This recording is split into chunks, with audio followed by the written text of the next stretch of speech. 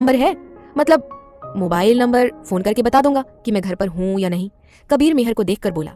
तो कुछ देर सोचने के बाद मेहर ने भी अपना नंबर उसे दे दिया और वहां से चली गई। अब तो ये रोज का था। मेहर सुबह जल्दी उठकर निकल जाती और रात को ही वापस आती। मीनू से कुछ देर बातें करके सो जाती। वहीं कबीर से एक भी ऐसी ड्रेस डिजाइन नहीं हो रही थी जिसे वो सबके सामने पेश कर सके, और वो अपनी टीम पर गुस्सा भी निकाल रहा था। पर इस सबसे कोई फायदा ही नहीं हुआ। अब बस एक हफ्ता ही बचा था फैशन शो होने में, और कबीर की टेंशन बढ़ती ही जा रही थी। रोज की तरह आज भी मेहर रात का खाना बनाने के लिए आई, तो उसे घर पर कोई नहीं मिला। फिर कुछ सोचकर उसने अपने पास रखी चाबी से दरवाजा खोला और अंदर चली गई।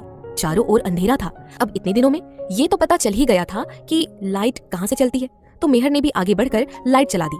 पूरे हॉल में रोशनी हो गई तो मेहर सीधे रसोई में चली गई और अपना काम करने लगी। कुछ देर बाद मेहर अपना काम खत्म कर ली। वो बस रसोई की साफ सफाई ही कर रही थी कि तभी उसे लगा कि पीछे कोई है।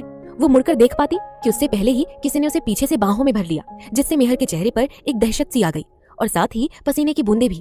पर तभी उस शख्स ने अपना सिर मेहर के कंधे पर टिकाकर रख दिया। डर लग रहा है क्या? मेहर ने आवाज सुनी। ये आवाज कबीर की ही थी। मेहर ने खुद को छुड़ाने की कोशिश की, पर कबीर उसी तरह से खड़ा रहा। सर, ये आप क्या कर रहे हैं? प्लीज छोड़िए मुझे। मेहर की आंखों में आंसू आ गए थे। मेरा मन नहीं है, कबीर बोला। वही मेहर बस कबीर के हाथ